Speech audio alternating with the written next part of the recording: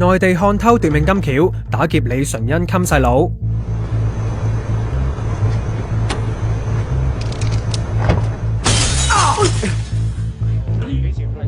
拎雙程證嚟香港嘅黃帥，聲稱睇完奪命金呢一幕就有樣學樣。舊年12月去咗打劫專欄作家李純恩嘅襟細佬容律師。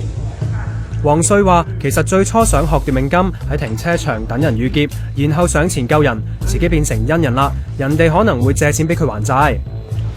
點知等咗2日都未見賊蹤，等到我啦，竟然自己變賊。嗰日朝趁容生泊車之後，衝上車用假槍指嚇佢，搶走2000蚊。